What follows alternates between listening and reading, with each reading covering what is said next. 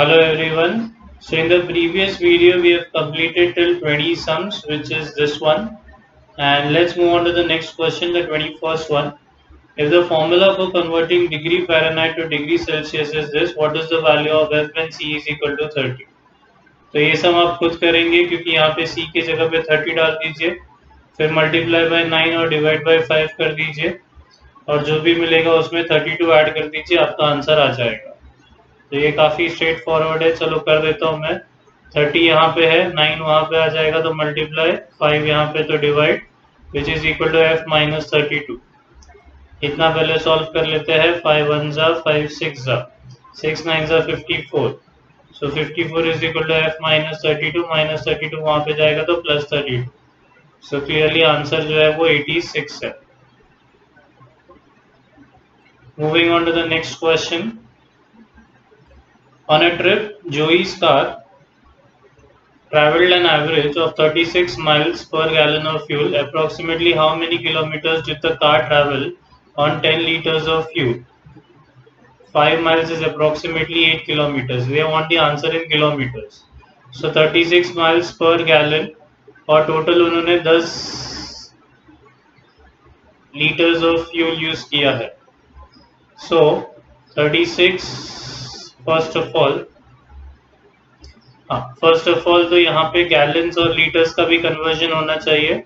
सो 36 miles per gallon और 10 litres of fuel use किया and 1 gallon is approximately 4 litres.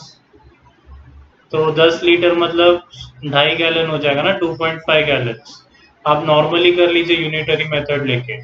1 gallon मतलब 4 litre, तो 10 litre मतलब कितना, तो इसको x ले लिया और फिर इसको सॉल्व करेंगे तो 4x इज इक्वल टू 10 और x को सॉल्व करने पे 2.5 मिलेगा। इसका मतलब 2.5 गैलन्स ऑयल यूज हुआ है। अब 36 माइल्स पर गैलन, तो 36 इंटू 2.5, इसको करना बहुत इजी है। ओरली 36 और 36 72 और 0.5 मतलब 18 होता है, तो इसका मतलब 90, 72 प्लस 80, तो इसका मतलब 90 माइल्स चले हैं। अब अपने को वापस यूनिटरी मेथड, 5 माइल्स मतलब 8 किलोमीटर, तो 90 माइल्स मतलब कितना, तो यहाँ पे x ले लेंगे और फिर आप क्रॉस मल्टीप्लाई कर लीजिए, आपको आंसर आ जाएगा। 5x is equal to 90 into 8, तो x हो जाएगा 9 8 जा 720 होता है वैसे ही है, और डिवाइड बाय 5, तो 5 1 जा, तो 2 बचा है यहाँ पे 22 मतलब 4, और फिर 2 बचा है तो 4, तो आंसर आ रहा है 144 kilometres. And you can check all the answers. मैं तो हर एक का आंसर चेक करता ही हूँ, अभी तक ये सब आंसर्स अपने करेक्ट है। Moving on to the next question. How many 1-inch square tiles would it take to cover the floor of a closet that has dimension 5 feet by 4 feet? तो जो 5 feet by 4 feet, तो अगर हम inches में ही convert कर ले, वैसे तो पहले ये एरिया निकाल लेते हैं। तो 5 feet by 4 feet मतलब 20 स्क्वायर फीट, और 1 फुट जो है वो 12 इंचेस है। तो ये सब कंफ्यूजन होगा, उससे अच्छा पहले ही हम उसको इंचेस में कन्वर्ट कर लेते हैं।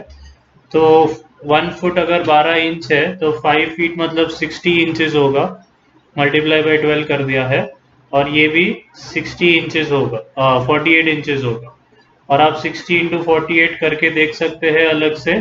48 इंटू 6 कर लेते हैं, 6 8 जा 48, 6 4 जा 24 प्लस 8, तो ये आंसर रहेगा 2880।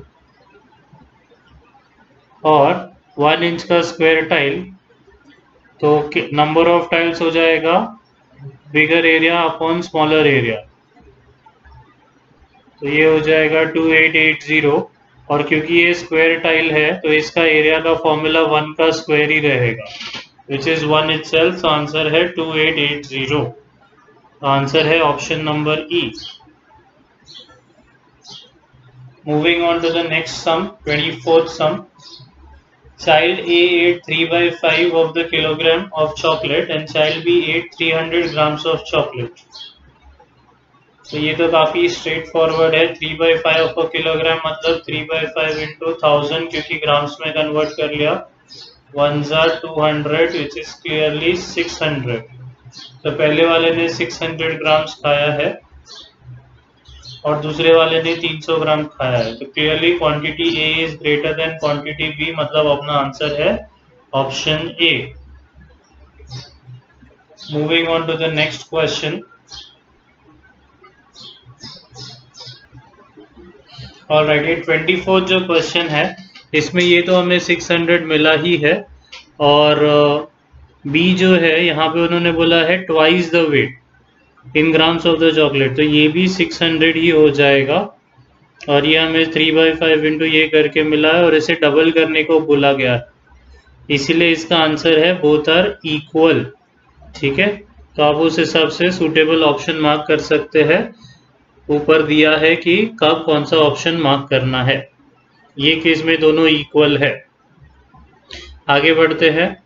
25th one, out of 5.5 billion bacteria grown for an experiment, 1 in 75 million has a particular mutation.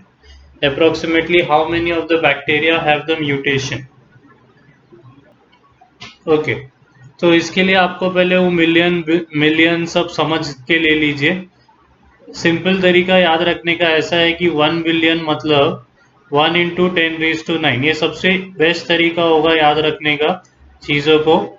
और मिलियन मतलब 10⁻⁶ कर देंगे, तो ज़्यादा सोचने का नहीं। करोड़ है, लाख है, 10 करोड़ है, 10 लाख है, 100 करोड़ है, don't think too much, this is it. So 5.5 billion मतलब 5.5 इंटू 10⁻⁹ एंड 1 in 75 मिलियन। सो वापस यहाँ पे भी 75 into 10⁻⁶।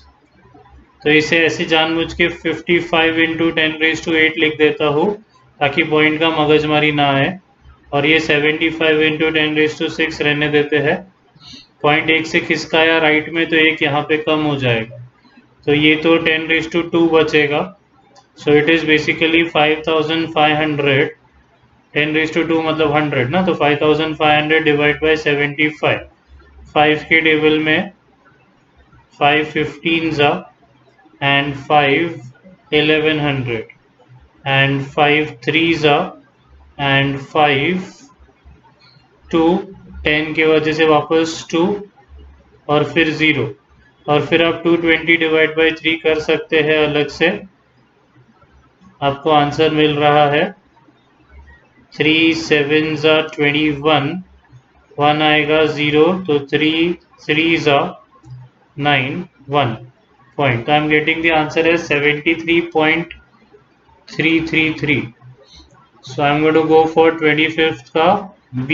We will still check this answer. 25th का आंसर क्या है देखते हैं।